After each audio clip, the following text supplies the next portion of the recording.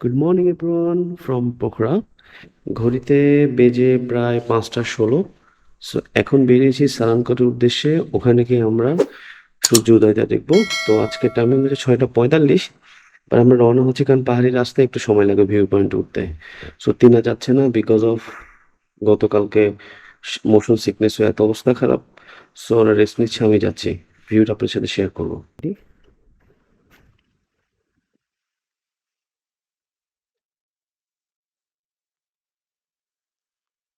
Good morning. Good morning. তো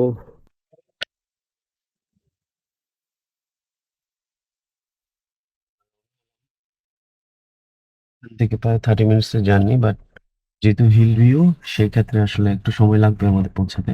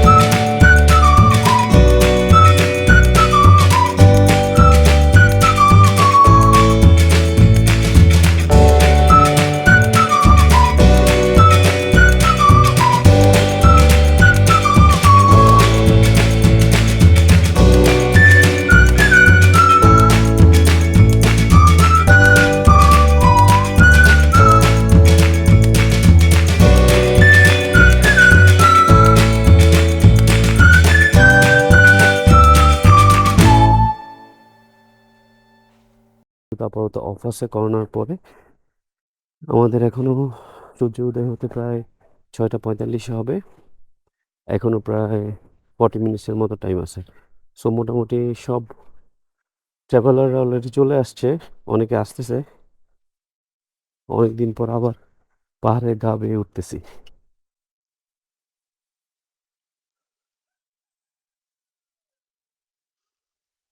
এই হচ্ছে সেই টপ ভিউ, যেখান থেকে আমরা মাউন্টেন দেখতে পারবো, সানরাইজটা দেখতে পারবো। আমরা টপ ভিউতে আছি, এই সাইড থেকে হচ্ছে আমরা সানরাইজটা দেখতে পারবো। আর এই দিকটায় হচ্ছে সব রকম মাউন্টেন আছে। যদি ওয়েদার যদি ওয়েদার ফ্রেশ থাকে, তাহলে আমরা আপনাদেরকে পুরো ভিউটা ক্লিয়ারলি দেখাইতে পারবো। শহরটা এখনো ঘুমে আচ্ছন্ন আছে। এই হচ্ছে টপ ভিউ থেকে ছোট ছোট লাইটের বিন্দু কণাগুলো দেখা যাচ্ছে আমাদের পোখরা শহর। আর এই পাশটা আছে লেক, যেহেতু এখন আলো ফুটে নাই তাই দেখাতে কষ্ট হচ্ছে। এই টপ ভিউতে উঠলে আপনারা এরকম বিভিন্ন রকম জিনিস দেখতে পারবেন। এটা হচ্ছে নেপালি সুইং বল, যেটা আমরা দেখেছিলাম অলরেডি দরবার স্কোয়ারগুলোতে।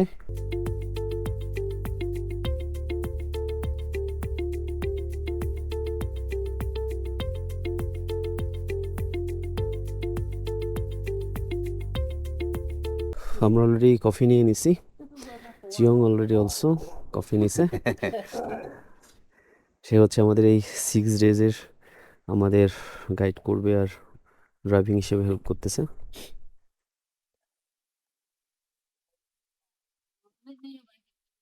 অলরেডি আলো ফুটতে শুরু করে দিছে। এই সাইডটার একটু আবহাওয়া ভাবটা আসতেছে already. So still we are waiting for next 20 minutes to see properly. এইটা যেটা দেখতেছেন এটা হচ্ছে একটা ক্রিস্টাল মাউন্টেন। এটাতেই হচ্ছে প্রথম সূর্য উদয় হওয়ার পরে এখানে হচ্ছে আলোর ছটা দেখা যায়।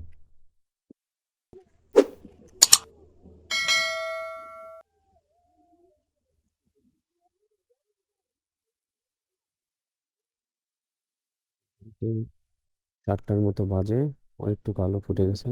তো আমাদের কিছু সময় একটু ওয়েট করতে হবে সূর্য মামাকে দেখার জন্য।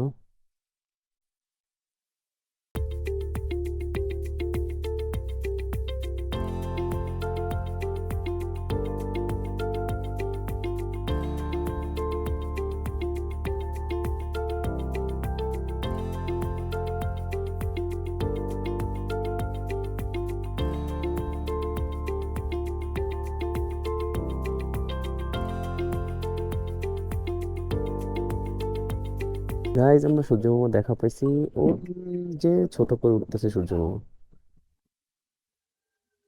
সো আমরা ফার্স্ট টাইম ভাবছিলাম হয়তো উপরে এখান দিয়ে উঠবে, বাট এখন দেখা যাচ্ছে ওই যে ছোট একটা পাহাড় আছে, ওর ফাঁক দিয়ে উঠতেছে।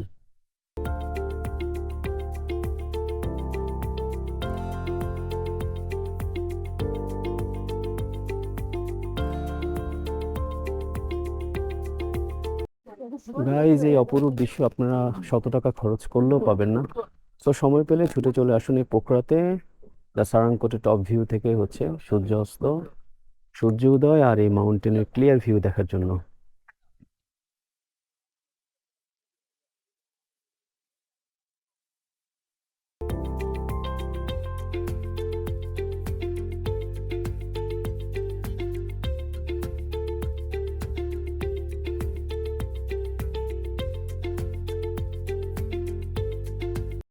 প্রত্যেকটা দিন এই 5:30 থেকে 7টা পর্যন্ত এখানে দর্শনার্থীর প্রচুর পরিমাণ ভিড় হয় এই সূর্য উদয় দেখার জন্য। সো আজকে আমাদের একটু দেরি হয়ে গেছে, প্রায় 15 মিনিটস পরে সূর্যমামা দেখা পাইছি। আলটিমেটলি এত পরিমাণ ফগ ছিল, সো তার জন্য আমাদের ভিউটা ক্লিয়ার ছিল না। বাট এখন যে ক্রিস্টাল মাউন্টেনগুলোর এত সুন্দর ভিউ আসলে মানে মুখে বলে বোঝানো যাবে না। আর ক্যামেরা থেকে নিজের চোখের যে লেন্স, সেটার অপরূপ সৌন্দর্য আপনারা কখনোই ক্যামেরা পাবেন না। গাইজ আফটার সানসেট আপনারা যখন টপ ফ্লোর থেকে নামবেন, নিচে ওদের ইয়াক উল আর ডিফারেন্ট টাইপ অফ এক্সপেন্সিভ উলের কিছু মাফলার, কিছু চাদর দেখতে পারবেন। অ্যান্ড এটা ওরা এখানে প্রডিউস করে, মাউন্টেন থেকে উলটা কালেক্ট করে এখানে হচ্ছে নিটিং করে। এই হচ্ছে ওদের hand knitting লুম machine.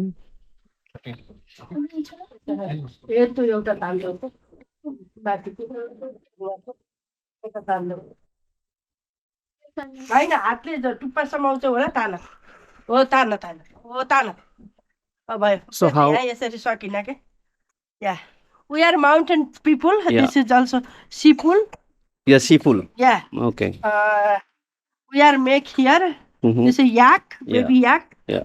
Mountain baby yak we are make here Oh, you are collecting the yarn from the baby yak, right? या Okay. and then we'll bring washing color dye thread making loom making Okay. this is Annapurna viewpoint Uh-huh. welcome Yeah. a very nice sunrise with a mountain view with a lake Okay. Kewa lake Yeah. then this is also just welcome no tax no charge Yeah, yeah.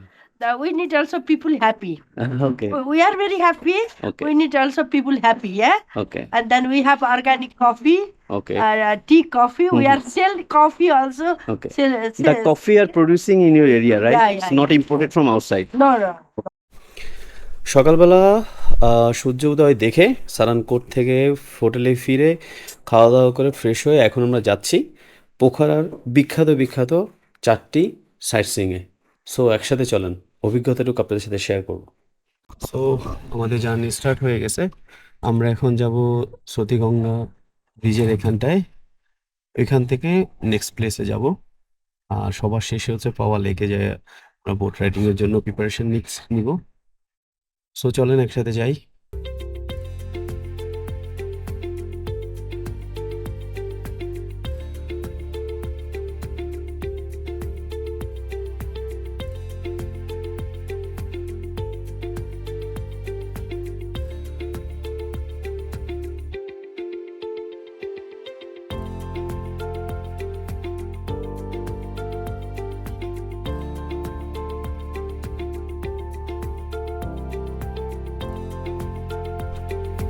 Guys এটা হচ্ছে সতী river, এটাকে সতী দেবী রিভারও বলা হয়। এটা হচ্ছে তৈরি হয়েছে crystal mountain থেকে।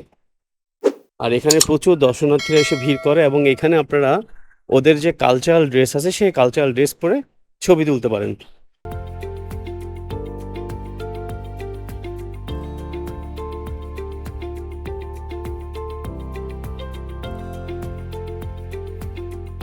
সো এটাকে বিষ্ণু রিভারও বলা হয়, যেহেতু বিষ্ণু থেকে আসছে। আর এখানে সেতিমানি হচ্ছে পবিত্র, সাদা। সো ওইটা থেকে আসলে মেইনলি এই রিভারটার উৎপন্ন, এবং এটা হচ্ছে একটা টানেলের মতো। এই টানেল দিয়ে এত জোরের স্রোতে এই সেতি রিভারের জলগুলো পাস হয়, জাস্ট আমি আপনাদের একটু দেখাই।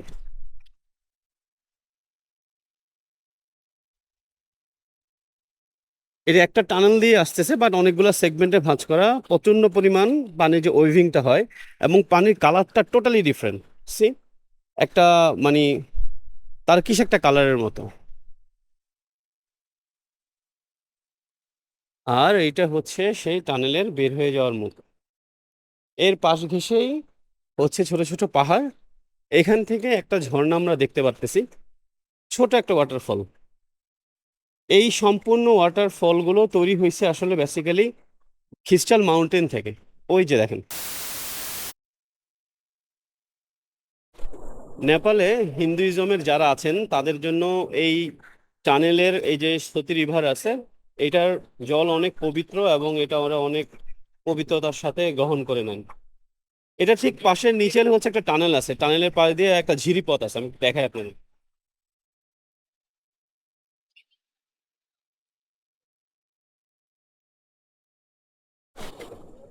পাহাড়ের দেশে নেপালে এসে এরকম একটি মানে পাহাড়ের কোনায় লুকিয়ে থাকা কেভে এরকম ঝিরি ঝর্ণার শব্দ আসলে খুবই আশ্চর্যজনক।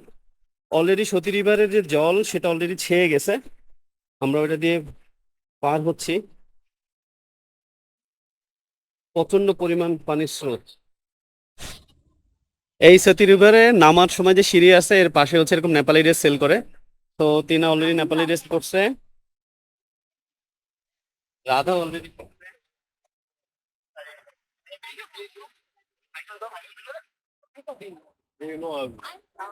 আমি পড়তে চাচ্ছি বাট ভালো লাগতেছে না পড়তে, সো লালের সাথে কালোই ভালো লাগবে, যেন আর পরবো না। তো এখানে প্রতিটা ড্রেস ওয়ারের জন্য আপনাদেরকে 150 নেপালি রুপি দিতে হবে, 150 নেপালি রুপি। আলটিমেট ছবি তুলতে পারবেন, এটার জন্য কোনো রেস্ট্রিকশন নাই যে 30 মিনিটস না 1 আওয়ার। তো এটা শেষ করে আমরা ঝুলন্ত ব্রিজের দিকে যাব। এখন যাচ্ছি, ঝুলন্ত একটা ব্রিজ আছে এই সতী রিভারের যে স্পেসটা আছে এর পাশে, ওয়াকিং ডিস্টেন্স 2 থেকে 3 মিনিটের মতো। যেহেতু পাহাড়ি রাস্তায় তো একটু উপরের দিকে হেঁটে উঠতে হচ্ছে। নেপালের একটা মজার জিনিস হচ্ছে এখানকার যারা স্থায়ী বাসিন্দা তাদের সবার বাসায় হচ্ছে এক একটা ডোমেস্টিক হোটেল। সো এখানে রিসোর্ট বা হোটেল পেতে আপনাকে খুব বেশি কষ্ট সহ্য করতে হবে না। আর তার মাঝখানে সতী রিভারের ভিতরে যেখানে নেপালি ড্রেস পরে ফটোশ্যুট করা হয়, দুইজন নেপালি গাই প্রায় 30 মিনিটস আমার সে খেয়ে দিছে শুধুমাত্র ফটোশ্যুটের জন্য। তো কি আর করা, হেল্প করছি। এবার ছবি ট্রান্সফার নিয়ে খুব রকম সমস্যা হয়েছে, কারো হোয়াটসঅ্যাপ পাচ্ছে না, হোয়াটসঅ্যাপের ব্লুটুথ ব্লুটুথ পাচ্ছে না। সো কোনো রকম এটা সমাধান করে আমরা এখন বেরোলাম। আমাদের 30 মিনিটস লেট হয়ে গেছে আমাদের প্ল্যানে। নেপালের বাড়িঘরগুলো না কেমন জানি খুব সুন্দর করে গোছানো, এবং প্রত্যেকটাই দোতলা। এখানে কমার্শিয়াল স্পেসের মতো করে আসলে তৈরি করা নাই, 5 তলা 6 তলা ফাউন্ডেশন এরকম নাই। খুব ছোট অল্প পরিসর জায়গার মধ্যে খুব সুন্দর করে সাজানো ওদের বাড়িগুলা, এবং ওদের বাড়ির যে প্রত্যেকটা গেটগুলো অনেক সুন্দর।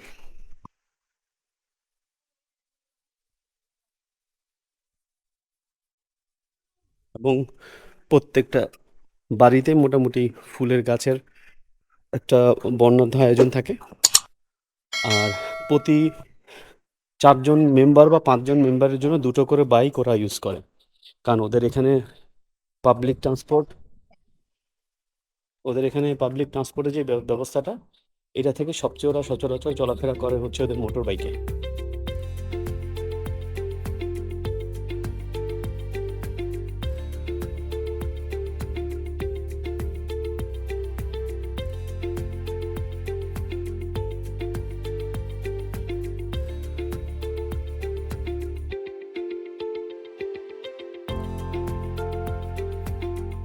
গাইজ, এখন আছে সুইং ব্রিজে আছি। সো যতই পা দিয়ে সামনে যাচ্ছি মনে হচ্ছে পাটা অকেজো হয়ে যাচ্ছে, কারণ একটা দোদুল্যমান ব্রিজ। তো for the first time for me. এবং নিচে, অনেক নিচে ঝিরিপথ। তো আমরা যাচ্ছি হেঁটে হেঁটে। তো রাধিকাকে নিয়ে আর বেশি দূর যাওয়া যাবে না, আমরা মাঝ বরাবর গিয়ে হচ্ছে আবার ব্যাক করে যাব।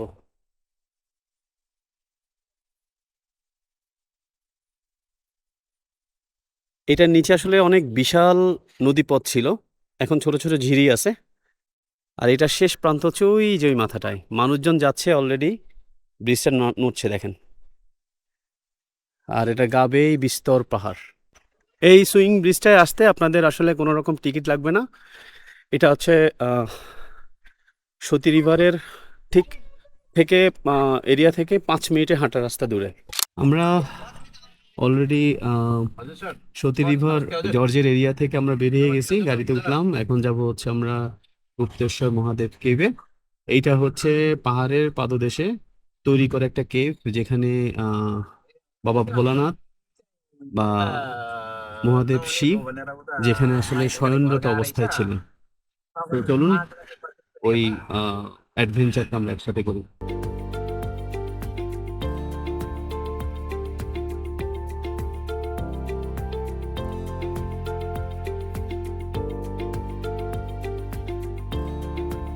এটা গুপ্তেশ্বর মহাদেব কেভের যে লোকাল মার্কেট আছে ভিতরে, ওইটা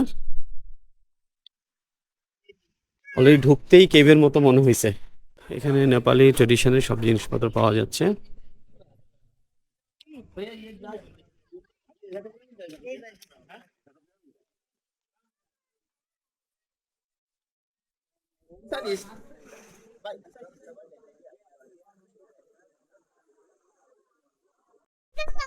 পোখরা শহরের এই দর্শনীয় স্থানগুলো প্রায় কাছাকাছি। কিছু কিছু জায়গায় 2-3টা স্থান আপনারা হেঁটে দেখতে পারেন, আবার কিছু কিছু জায়গায় মোটামুটি কার দিয়ে মুভ করতে হবে। তো নাও আমরা এখন কেবের দিকে যাচ্ছি।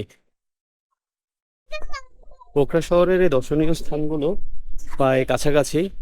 কিছু কিছু জায়গায় 2-3টা স্থান আপনারা হেঁটে দেখতে পারেন, আবার কিছু কিছু জায়গায় মোটামুটি কার দিয়ে মুভ করতে হবে। তো নাও আমরা এখন কেবের দিকে যাচ্ছি। পার পার্সন টিকিট এখানে 100 টাকা করে। তো টিকিটটা দেখিয়ে তারপর আমরা ভিতরে এন্ট্রেন্স নিব।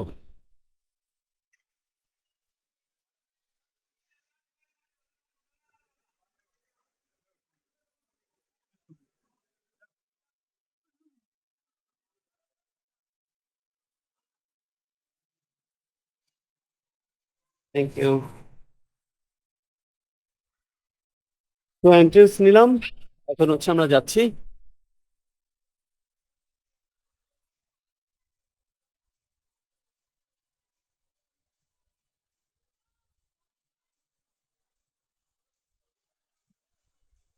অনেক দর্শনার্থী আজকে। আর এটাই হচ্ছে মেইনলি কেভ এরিয়া। পুরো দেয়ালেই মোটামুটি অনেক চিত্রকল্পে সাজানো, এবং সকল রকম দেব দেবীর স্মরণের সব রকম স্ট্যাচু গুলো এখানে রাখা আছে। তো আমরা আস্তে আস্তে নিচে প্রবেশ করতেছি কেভের দিকে। এখানে শিবার বিভিন্ন রকম সময়কার যে আহ ওনার গতিপথ ছিল, সেই গতিপথে কিছু স্ট্যাচু এখানে তৈরি করা 3D-তে।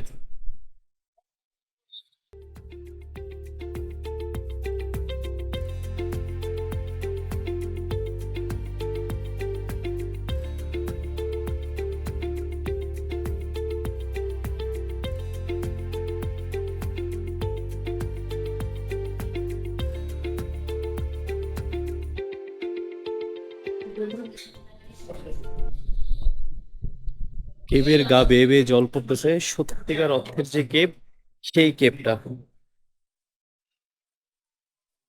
বাংলাদেশের বান্দরবন বা খাগড়াছড়ি এরিয়াতে অনেক রকম পাহাড় দেখছি, বাট এই পাহাড় গুলো এত বেশি ডিপ যে সমতল ভূমি থেকে অনেক বেশি ডাউন দিয়ে আমরা এখন যাচ্ছি। সো কমপ্লিট সিডস দিয়ে বানানো একটা কেভ।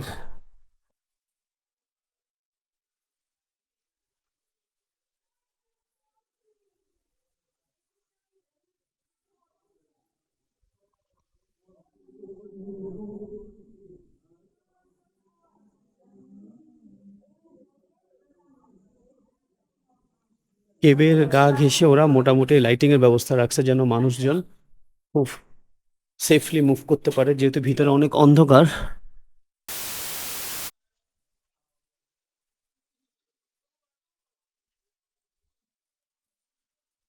মাথার একটি আছে।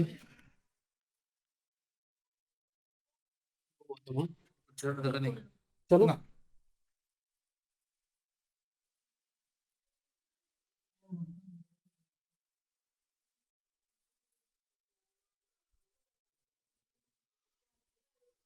প্রত্যেকটা স্টেপে খুব রোমাঞ্চকর, এক একটা বিস্মিত স্মৃতি।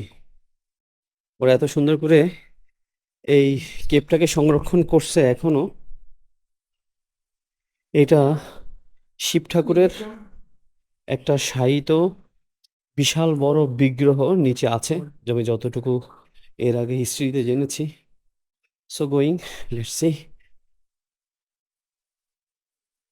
বাবা সাবধানে পা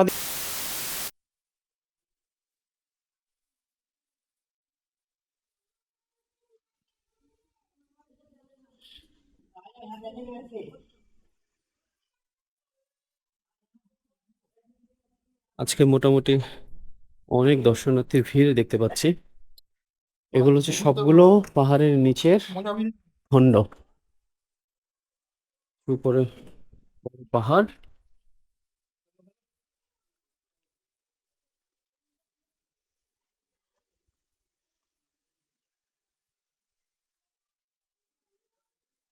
এই হচ্ছে শিব ঠাকুরের যে বিগ্রহ। সো ওইখানে ভোলাদেবকে রাখা হয়েছে।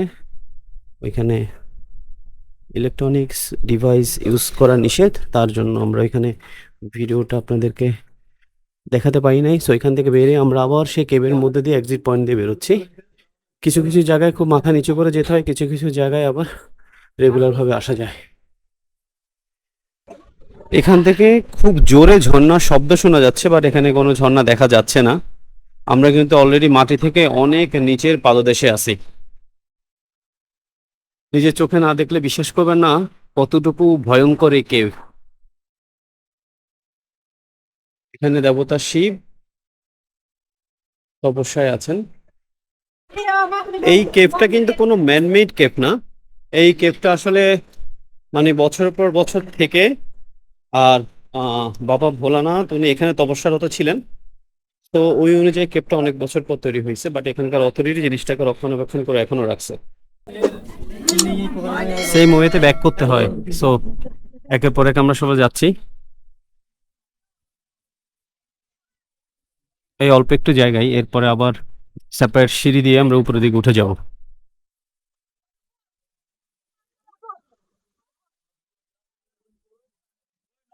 উঠার রাস্তা এতটাই খারাপ, প্রচন্ড কষ্ট হয়।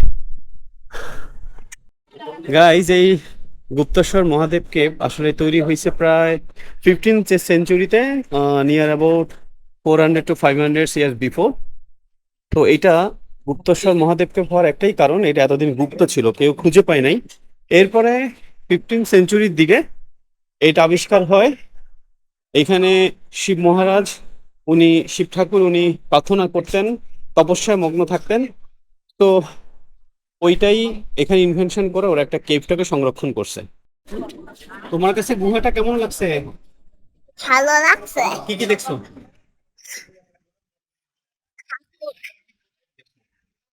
ভিতরে ভয় লাগে না? ভয় লাগে নাই? মহাদেবকে যে পাইতে হলে কষ্ট করতে হয়, আসলেই সত্যি।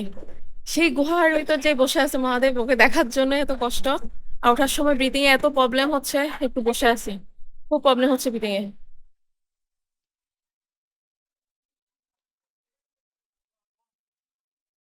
গুপ্তেশ্বর শিবা কেভের ঠিক অপোজিটে আছে হচ্ছে ডেভিস ফল। সো আমরা এটাও হেঁটে যাচ্ছি, দেখে তারপর হচ্ছে আমরা ফোয়া লেকে যাব।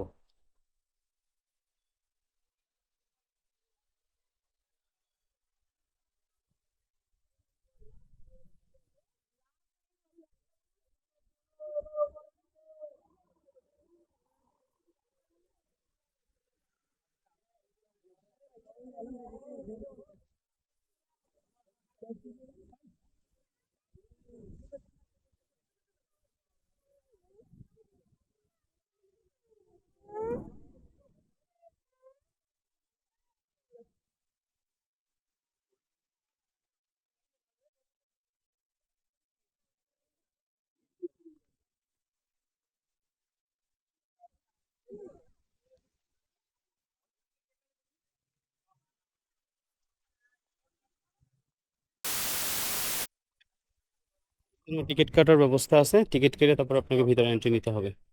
আমরা অলরেডি এন্ট্রি করছি ডেভিস ফলে। এই যে এখানটায় ম্যাপ দেওয়া আছে, আমরা ঠিক যাব হচ্ছে এই সাইডে রাস্তা ধরে একদম ওই কোনায় ডেভিস ফল। সো চলেন যাই। এটা হচ্ছে অন্নপূর্ণা মাউন্টেনের একটা ড্রাফট করা আছে, জাস্ট ওরা একটু 3D করে বানাইছে সিমেন্ট টিমেন্ট দিয়ে।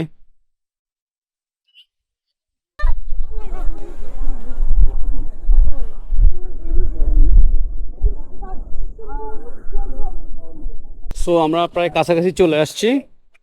সেই 4 বছর 5 বছর আগে যখন বান্দরবন গিয়েছিলাম, যে ওয়াটারফলের যে সাউন্ড, সেই সাউন্ডটা এখানে এসে অনেকদিন পর আজকে শুনতে পারছি। তো আশা করি আপনারা সেই ঝর্ণার সাউন্ড শুনতে পারতেছেন। এখান থেকে কতটুকু ক্লিয়ার দেখাতে পারবো জানি না, আমরা ভিউটা চেঞ্জ করে নিচ্ছি।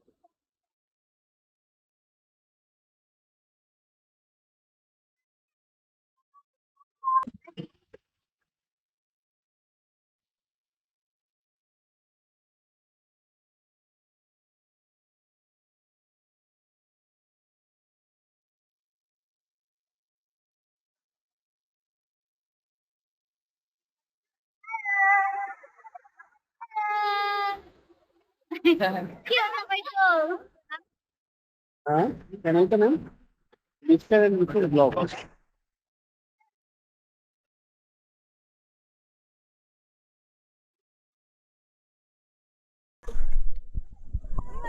সো ডেভিড ফল থেকে যখনই বেরোয় আসবেন, তার সাথে হচ্ছে একটা উইশ পুল আছে। তো দেখি উইশ পুলটা কি।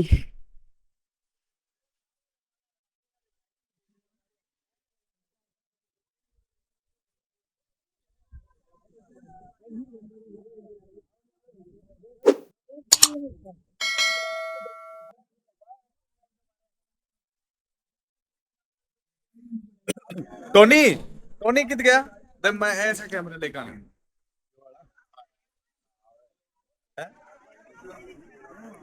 यार इस कैमरे का प्राइस क्या है। পিছনে হচ্ছে উইশ পুল। সবার ধারণা হচ্ছে উইশ পুলে এখানে 10 টাকা নেপালি রুপি বা 20 টাকা দিলে এরকম কয়েন পাওয়া যায়। সো এটা আপনি যে উইশ করে রাখবেন সেই মনোবাসনা পূর্ণ হবে। সো আমরা প্রায় 10 নেপালি রুপিস পয়সা নিছি।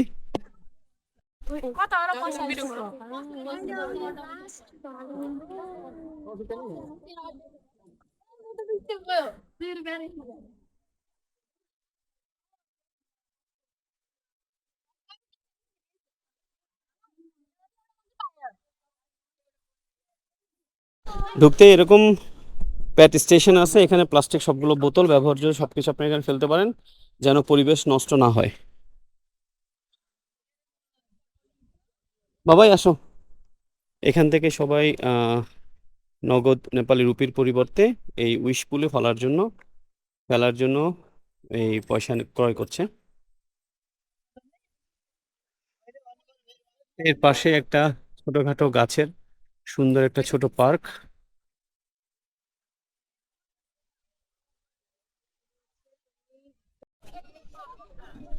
গাইজ আমরা এখন আছি ফিওয়া লেকে।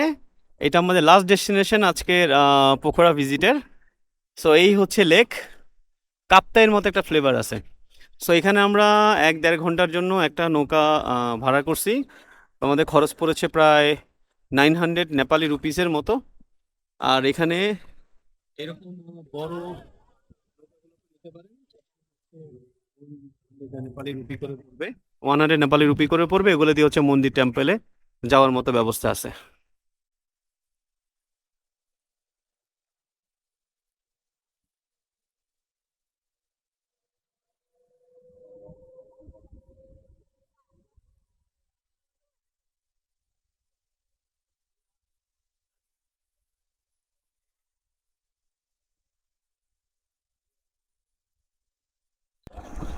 এখানে যদি গ্রুপ নিয়ে আসা যায় তাহলে এরকম নৌকাগুলোতে একটু সাশ্রয়ী দামে পাওয়া যাবে।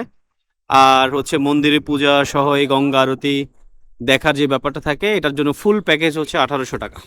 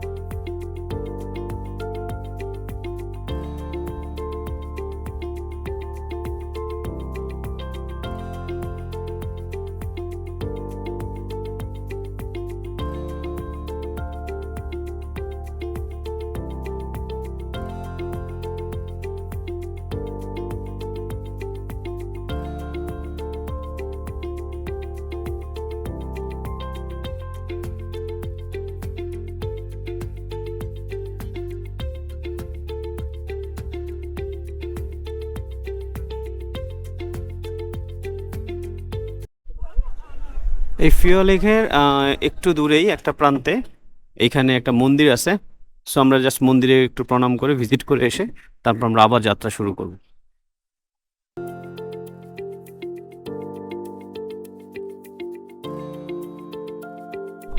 আমার পিছনে যে এই মন্দিরটা দেখতেছেন এটা হচ্ছে তালবাড়াই মন্দির। মোটামুটি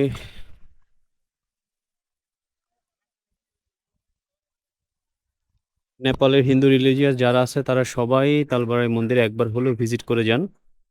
আর পাওয়া লেকে ঘুরতে আসলে তো অবশ্যই এটা বাদ যায় না। সেখানে অনেক আগের কিছু বটগাছ আছে, কিছু ফুল গাছ আছে।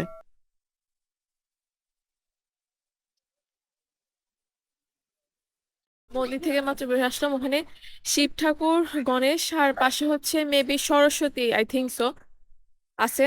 তো সবাই ওখানে ওই পার থেকে ডালা নিয়ে আসে, সবাই এখানে আসে পূজা দেয়। তো আমরা ডালা নিয়ে আসি না, এমনি জাস্ট প্রণাম করে আসলাম। আর জাস্ট ছোট্ট একটা টিকা লাগাই দিল। তো প্রণাম করে আসলাম, খুব ভালো লাগলো। অনেক দূর থেকে সবাই আসতেছে এখানে প্রণাম করার জন্য। এটা হচ্ছে তালবাহারি, মেবি না, তালবাহারি মন্দির। আর এখানে সবাই বেশি হচ্ছে শিব ঠাকুরের খুব ভক্ত, সবাই শিব ঠাকুরের পূজা করে বেশি। আমরা আমাদের গোত্রের জন্য সবার মঙ্গল কামনার জন্য আমরা 1100 টাকা দিয়ে একটা টিকিট নিয়েছি। সেখানে পুজো হবে, আমরা প্রদীপ জ্বালানোর সুযোগ পাবো। আর হচ্ছে এখন গঙ্গা আরতি দেখছি ফুয়া লেকে। সো এরকম একটা টোকেন দিয়ে দিছে, এর সাথে আমরা একটা রুদ্রাক্ষের মালা পাবো। ओम नमः ओम नमो देव्ये महादेव्ये शिवाय स्तम नमः नमः प्रकृतिवद्य नियता प्रदास्पतां भगवती माता बाराय देव्ये नमो नमः आराध्यं